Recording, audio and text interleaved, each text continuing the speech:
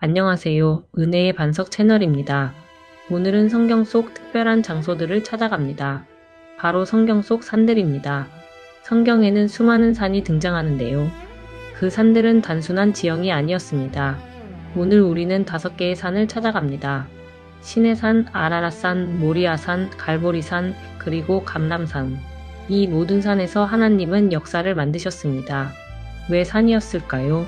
높은 곳에 올라야 더 넓은 세상을 볼 수 있듯이 하나님을 만나기 위해서는 그 높은 곳으로 올라가야 했기 때문입니다. 산은 하나님을 만나는 거룩한 장소였고 역사가 시작되는 무대였습니다. 그럼 지금부터 성경 속 산들의 이야기를 시작하겠습니다. 첫 번째 산은 시내산입니다. 히브리어로 호렙산이라고도 불리는 이곳은 이집트 시나이 반도 남쪽에 위치하고 있습니다. 해발 약 2285m. 불모의 사막 한가운데 우뚝 솟은 이 산은 인류 역사상 가장 중요한 계시가 주어진 장소입니다. 때는 기원전 1446년경 이스라엘 백성들은 모세의 인도로 430년간의 애굽 생활을 끝내고 홍해를 건넜습니다. 그리고 3달 만에 이 시내산에 도착하게 됩니다. 하나님은 모세를 산 위로 부르십니다. 모세는 40일 동안 산에 머물며 하나님과 만납니다. 먹지도 마시지도 않고 오직 하나님과 함께 있었습니다. 출애굽기 19장은 이렇게 기록합니다. 시내산의 연기가 자욱하니 여호와께서 불 가운데서 거기 강림하심이라. 그 연기가 옹기 가마의 연기같이 떠오르고 온 산이 크게 진동하며 하나님께서는 친히 손가락으로 쓰신 2 돌판을 모세에게 주십니다. 십계명. 너는 나 외에는 다른 신들을 내게 두지 말라. 10가지 계명은 하나님과 인간의 관계, 그리고 인간과 인간의 관계를 규정하는 근본 법칙이었습니다. 이것은 단순한 종교적 율법이 아니라 인류 문명의 도덕적 기초가 되었습니다. 하지만 산 아래에서는 큰 문제가 일어나고 있었습니다. 모세가 오래 내려오지 않자 백성들은 금송아지를 만들어 그것을 섬기기 시작한 것입니다. 산에서 내려온 모세가 본 것은 춤추며 금송아지를 섬기는 백성들의 모습이었습니다. 분노한 모세는 손에 든 돌판을 산 아래에서 던져 깨뜨립니다. 모세는 백성들의 죄를 위해 다시 하나님 앞에 나아갑니다. 그러나 주께서 그들의 죄를 사하시옵소서. 그렇지 아니하시오면 주께서 기록하신 책에서 내 이름을 지워버려 주옵소서. 놀라운 중보 기도였습니다. 하나님은 모세를 다시 산으로 부르시고 새 돌판의 10계명을 다시 쓰십니다. 약 500년 후 선지자 엘리야도 이 시내산에 옵니다. 이세벨의 위협을 피해 도망치던 엘리야는 40일 동안 광야를 걸어 이 산에 도착했습니다. 하나님은 엘리야에게 나타나셨습니다. 바람 가운데도 지진 가운데도 불 가운데도 아니었습니다. 세미한 소리, 부드럽고 고요한 음성으로 말씀하셨습니다. 오늘날에도 시내산은 존재합니다. 이집트 시나이 반도의 황량한 산, 그곳에서 하나님의 율법이 주어졌습니다. 시내산 이곳에서 하나님의 율법이 주어졌고 이스라엘이라는 나라가 언약 백성으로 탄생했습니다. 예루살렘에는 여러 산이 있습니다. 그 중에서도 가장 중요한 산들을 살펴보겠습니다. 2번째 산은 모리아산입니다. 예루살렘에 위치한 이 산은 성전산이라고도 불립니다. 기원전 2000년경 하나님은 아브라함을 부르십니다. 내 아들 네가 사랑하는 독자 이삭을 데리고 모리아 땅으로 가서 내가 내게 일러준 한 산 거기서 그를 번제로 드리라. 아브라함이 손을 내밀어 칼을 잡고 아들을 잡으려 하는 그 순간 하늘에서 음성이 들립니다. 그 아이에게 내 손을 대지 말라.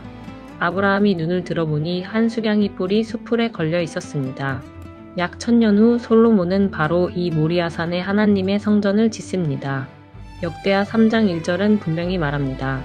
솔로몬이 예루살렘 모리아산에서 여호와의 전 건축하기를 시작하니 3번째 산은 시온산입니다. 예루살렘의 중심에 위치한 이 산은 다윗의 성이 있던 곳입니다. 기원전 1000년경 다윗 왕은 여부수 족속으로부터 이 산을 점령했습니다.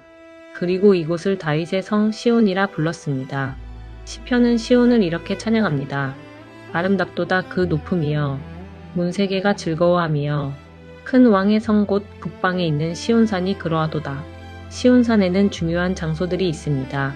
예수님이 제자들과 마지막 만찬을 나눈 다락방도 이 시온산에 있었다고 전해집니다. 그리고 오순절날 120명의 제자들이 모여 기도하던 곳에 성령이 불과 같이 임하셨습니다. 바로 이 시온산에서 초대교회가 탄생했습니다. 오늘날에도 시온산은 예루살렘의 중심입니다. 다윗의 무덤과 마가의 다락방이 있는 곳으로 알려져 있습니다. 하지만 성경이 말하는 진짜 시온은 무엇일까요? 히브리서 12장 22절은 말합니다. 너희는 시온산과 살아계신 하나님의 도성인 하늘의 예루살렘에 이르렀느니라. 시온은 단순한 지리적 장소가 아니라 하나님이 계신 거룩한 곳을 상징합니다.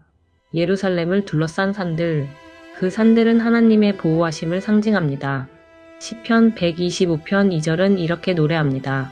산들이 예루살렘을 둘러싼 것 같이 여호와께서 그의 백성을 지금부터 영원까지 둘러싸시리로다. 네 번째 산은 감람산, 올리브산입니다. 예루살렘 동쪽에 위치한 이 산은 해발 약 810m로 예루살렘을 내려다보고 있습니다. 이름처럼 올리브 나무가 많아서 감람산이라고 불립니다. 지금도 이곳에는 2000년 된 고대 올리브 나무들이 자라고 있습니다. 예수님은 이 산을 자주 찾으셨습니다. 누가복음 21장 37절은 말합니다. 예수께서 낮에는 성전에서 가르치시고 밤에는 나가 감람산이라 하는 산에서 쉬시니 감람산 기슭에는 겟세만의 동산이 있습니다. 기름자는 틀이라는 뜻입니다. 바로 이곳에서 예수님은 십자가 전날 밤 피땀을 흘리며 기도하셨습니다. 내 아버지여, 만일 할 만하시거든 이 잔을 내게서 지나가게 하옵소서. 그러나 나의 원대로 마시옵고 아버지의 원대로 하옵소서. 땀이 핏방울처럼 땅에 떨어졌습니다.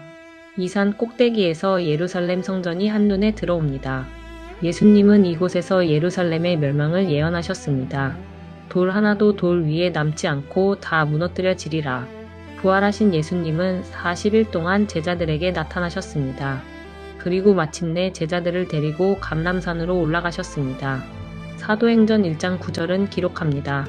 이 말씀을 마치시고 그들이 보는데 올려져 가시니 구름이 그를 가리어 보이지 않게 하더라. 다섯 번째 산은 변화산입니다. 전통적으로 다볼산으로 알려진 이곳은 갈릴리 지역에 위치한 해발 588m의 산입니다. 예수님은 베드로, 야고보, 요한을 데리고 이 높은 산에 오르셨습니다. 마태복음 17장은 말합니다. 그들 앞에서 변형되사 그 얼굴이 해같이 빛나며 옷이 빛과 같이 휘어졌더라. 모세와 엘리야가 나타나 예수님과 함께 이야기했습니다. 그때 구름 속에서 음성이 들립니다. 이는 내 사랑하는 아들이요. 내 기뻐하는 자니 너희는 그의 말을 들으라. 하나님께서 직접 예수님이 그의 아들임을 선포하신 것입니다. 변화산에서 내려온 예수님은 곧 예루살렘으로 향하십니다. 십자가를 지시기 위하여. 이 모든 산에는 공통점이 있습니다. 그곳은 하나님을 만나는 장소였습니다. 높은 곳으로 올라가야 하나님을 만날 수 있었습니다. 우리의 신앙생활도 마찬가지입니다. 일상의 평지에서 벗어나 영적으로 높은 곳으로 올라가야 하나님을 만날 수 있습니다.